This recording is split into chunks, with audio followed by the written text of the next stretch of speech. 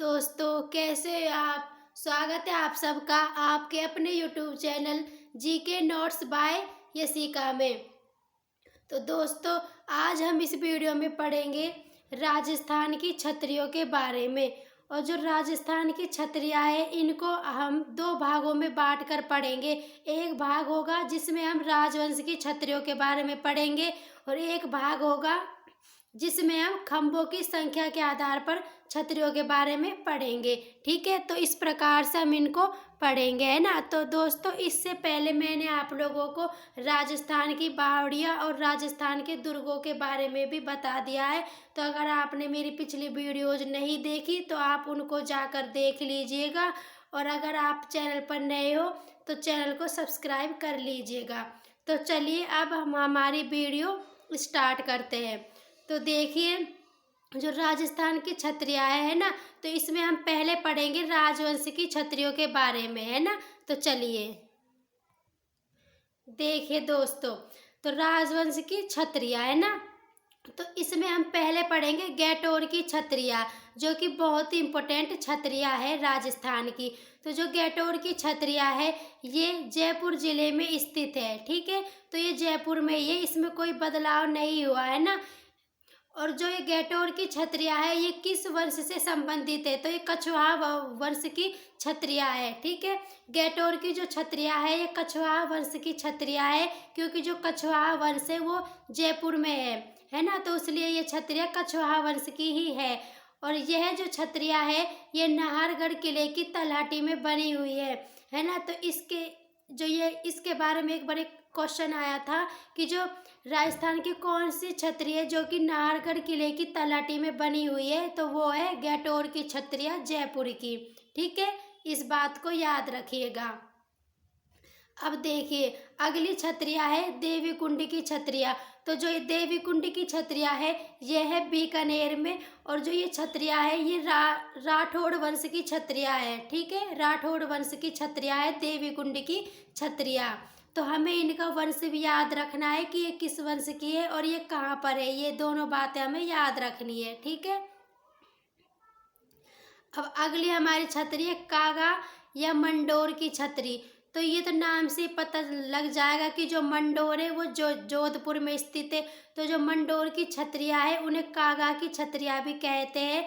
तो जो ये मंडोर की छतरियाँ है ये जोधपुर जिले में स्थित है। और जोधपुर में एक वंश हुआ था राठौड़ वंश, तो ये राठौड़ वंश की छतरियाँ है। ठीक है, जबकि जो देवी कुंड की छतरियाँ है वो बीकानेर में है और वो भी राठौड़ वंश की है।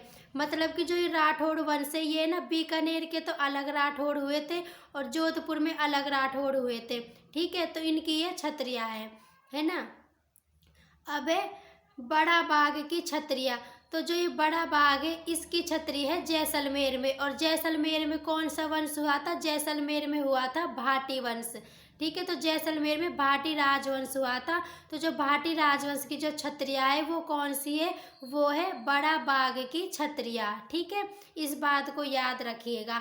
हमें जो ये छतरियाँ है ये किस वंश की है ये याद रखना है और ये छतरियाँ किस जिले में है, ये दो बातें याद रखनी है सिर्फ। ठीक है, अब देखिए अगली छतरियाँ। देखिए, अगली है महासतियों का टीला। तो जो ये महासतियों का जो टीला है इसे हम आहड़ की छतरियाँ भी कहते हैं। और आपको ये तो पता ही होगा कि जो आहड़ सभ्यता है वो उदयपुर में हुई है। और इसके बारे में हम आगे भी पढ़ेंगे। ठीक है, जब हम सभ्यताओं का टॉपिक पढ़ेंगे तो मैं आपको आहड़ सभ्यता के बारे में भी बताऊंगी विस्तार पूर्वक, है ना। तो जो महासतियों का टीला है या आहड़ की जो छतरियाँ है वो कहाँ पर है, उदयपुर में है वो। ठीक है, उदयपुर जिले में है। यानी कि आहड़ की छतरी एक आहड़ क्षेत्र है और आहड़ क्षेत्र उदयपुर में स्थित है। ठीक है, तो ये छतरी उदयपुर में स्थित है। और जो ये आहड़ की जो छतरियाँ है या महासतियों का जो टीला है ये सिसोदिया वंश से संबंधित छतरियाँ है, क्योंकि उदयपुर में सिसोदिया वंश हुआ था। तो जो ये आहड़ की जो छतरियाँ है ना ये सिसोदिया वंश की है। यह उदयपुर के शासकों की छतरियाँ है। ठीक है, और उदयपुर में कौन सा वंश हुआ है, सिसोदिया वंश हुआ है ना। अब देखिए अगली केसर बाग की छतरियाँ है ना, केसर बाग की। तो जो केसर बाग की छत्रियाँ है ये कहाँ पर है, बूंदी में। और जो केसर बाग की छत्रियाँ है ये किस वंश की है, तो ये हाड़ा वंश की है, क्योंकि बूंदी में हाड़ा वंश हुआ था, तो ये हाड़ा वंश की है। कौन सी, केसर बाग की छत्रियाँ, ठीक है। अब अगली है हमारी छार बाग या फिर छत्र विलास की छत्रियाँ, ठीक है। तो देखिए छार बाग की जो छत्रियाँ है इनको छत्र विलास की छत्रियाँ भी कहा जाता है, और ये कोटा में स्थित है। तो कोटा में भी हाड़ा शासक हुए हैं, ठीक है। तो बूंदी और कोटा दोनों में ही हाड़ा शासक हुए हैं, हाड़ा राजवंश था इसमें, है ना। तो जो एक छत्र विलास की छत्रियाँ कोटा में है। और आपको एक बात और बता दूं कि अगर कभी क्वेश्चन में छत्र विलास की या छार बाग की छत्रियाँ पूछ ली जाए और ऑप्शन में कोटा ना दिया हुआ हो, अगर बूंदी दिया हुआ हो तो हमें बूंदी ही करना है, ठीक है। और अगर कोटा दिया हुआ हो तो हम कोटा ही करेंगे, लेकिन अगर ऑप्शन में कोटा ना हो तो हम बूंदी कर सकते हैं, है ना, याद रखेगा। अब देखिए, अब राजस्थान में, अब हम देखिए, अब तक तो हमने जो ये पढ़ी है ये हमने पढ़ी है जो राजवंश की जो छत्रियाँ है उनके बारे में हमने पढ़ा है, जो राजवंश की छत्रियाँ है ना। लेकिन अब जो हम आगे पढ़ेंगे इसमें हम पढ़ेंगे कि जो राजस्थान में जो खंभों की संख्या के आधार पर कौन कौन सी छत्रियाँ है। क्योंकि आपने बहुत बार सुना होगा जैसे कि 84 खंभों की छतरी, 80 खंभों की छतरी, 32 खंभों की छतरी, है ना। तो फिर वो जो छत्रियाँ है वो खंभों की संख्या के आधार पर है वो छत्रियाँ, है ना। तो अब हम इनके बारे में पढ़ेंगे। तो हमारी जो राजवंश की जो छत्रियाँ थी वो तो हमारी ख़त्म हो गई, बस वो इतनी ही है, ठीक है। अब हम पढ़ेंगे खंभों की संख्या के आधार पर। तो देखिए, पहली हमारी छतरी है 84 खंभों की छतरी। तो जो ये 84 खंभों की छतरी है ये कहाँ पर है, ये बूंदी में है। और ये जो क्वेश्चन है ये बहुत इंपॉर्टेंट है, ये बहुत से एग्जामों में बहुत बार पूछा जाता है कि 84 खंभों की छतरी कहाँ स्थित है, तो ये बूंदी में स्थित है। तो इसके बारे में हम आगे भी विस्तार पूर्वक से पढ़ेंगे कि इसका निर्माण किसने करवाया था, सब बातें हम पढ़ेंगे, ठीक है। अब देखिए 80 खंभों की छतरी, 80 खंभों की छतरी है अलवर जिले में, है ना। और 20 खंभों की छतरी ये है जोधपुर में।